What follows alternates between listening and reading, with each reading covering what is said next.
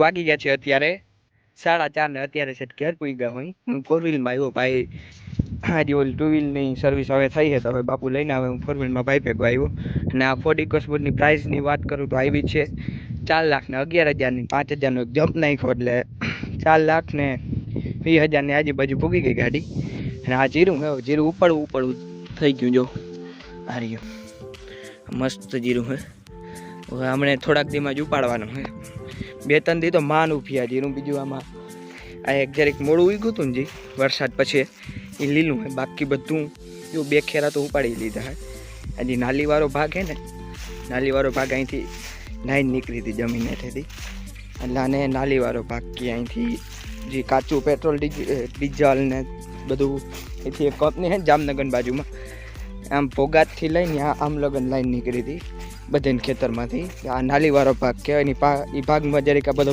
વહેલું પાકી જાય છે ખબર નહીં શું કારણ હોય એનું જો એમાં એ જીરું પાકી ગયું ને આવો હેરોય કરી નાખ્યો હોય મસ્ત ટોમી જો ભેગો ચકરો દે છે જીરામાં હવે તો બસ 2-3 દીમાં જીરું ઉપડી જાય બધું આ એક આટલું થોડુંક આગળ હતું ના કાકાને જીરું હોય પાછતરું હોય એને હવે થોડાક દી ઉભીએ જીરું એને ઉપડી જાય એને 5-6 દી ઉપડે ઉભીએ ને અમારે 2-3 દી ગાડી લઈને ગાડીમાં જઈવો પાછો જો હામે પાછી હતી એને મૂકી દીધી પ્રાઇસનું મેં તમને કહી દીધો 4,11,000 અને જમ્પનો ખર્ચો આવ્યો થોડોક બાકી બીજું કંઈ એકય ખર્ચો નહીં ટાયરે હતા બીજું બધું એ ટુ ઝેડ કમ્પ્લીટ હતું ખાલી જમ્પનું તો હવે જઈએ અત્યારે ઘેર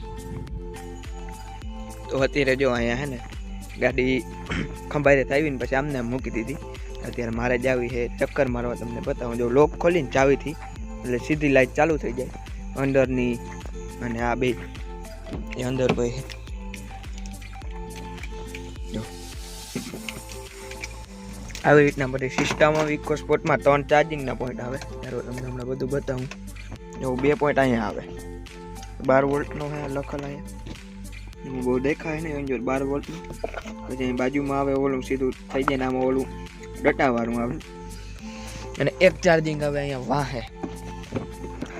વાહે જે સીટ છે ને પણ કે અહીંયા આવે ને એ 12 વોટનું જ છે જે આગળ આવે એવું જ ને બાકી એરબેગ તો મેં તમને કાલ કીધું હતું કે 4 એરબેગ આવે અત્યારે હાલો જરીક આપણે ચાલુ કર્યું અને અહીંથી જોઉં લાઇટનું બધું સેટિંગ આ લાઇટ ચાલુ પછી આ અલગ અલગ સેટિંગ ફોક્સ નાની બધા નીચેથી થાય અહીંયાથી એના માટે જરીક આપણે હે ને ગાડી ચાલુ કરવી પડશે જો આ બધા લાઇટના સેટિંગ અહીંયા આવે અલગ અલગ લાઇટના સેટિંગ આગળ જો આ લાઇટ અલગ અલગ અહીંથી જાય મેન લાઇટ અહીંથી ચાલુ થાય એ બધું આરિસ્તાનું એ બધું સેટિંગ જો હેન્ડ બ્રેક મારલ ટૂંકમાં છે અત્યારે એ બતાવે દરવાજા ખુલ્લા છે એમ કે છે પછી એવી રીતના બધું અલગ અલગ આજે આપણે હેન્ડ બ્રેક કાઢી નાખશું. હેન્ડ બ્રેક નીકળી ગઈ એમ બતાવે, મારી દે હું એમ. જો અંદર કહે છે કે દરવાજા હજી ખુલ્લા છે. અહીંયા સ્ક્રીન ઉપર બતાવે. આ સ્ક્રીન અહીંયા 17 પછીના મોડલમાં મોટી સ્ક્રીન આવે ને આમાં બધું નાની ટચ ના આવે. આ સ્ક્રીનનું બધું જે સેટિંગ છે ને અહીંથી થાય, આના ઉપરથી. ચાલો એક તમને અહીંથી એક ચક્કર મારીને બતાવું.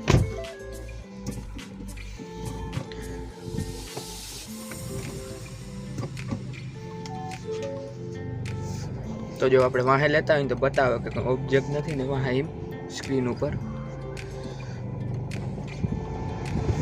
એસી થઈ ગઈ ચાલુ, એસી બંધ હતા, એસીનું કંઈ કામ નથી.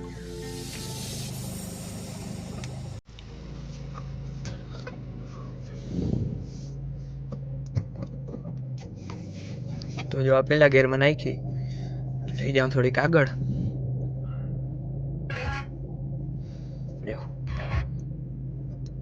આ બ્લૂટૂથ કનેક્ટ થઈ ગયું ને એમાં મોબાઈલનું. પિકઅપ સારું આવે ગાડીનું, ડાયરેક્ટ પકડી લઈએ. જો આ ગાડીનું પિકઅપ હે.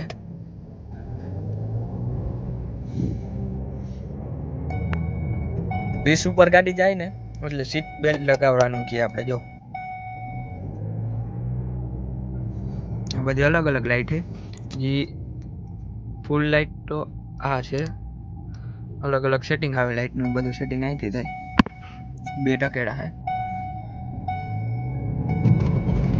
જો આવી રીતના અહીંયા જરીક વરિયા હે માર્ગમાં, આવી રીતના કંઈક હાલે. એટલે રિવેશ અહીંથી મેળવી લઈ. ગેર 5 ગેર આવે. હાલો તો મિત્રો, વાગી ગયા છે અત્યારે 7:40. આજનો બ્લોગ આપણે એન્ડ કરી. બ્લોગ કેવો લાગ્યો કોમેન્ટ કરજો, લાઈક કરજો, શેર કરજો અને સબસ્ક્રાઈબ કરજો મારા ચેનલને. મળે છે કાલે. ત્યાં લગન જય દ્વારકાધીશ.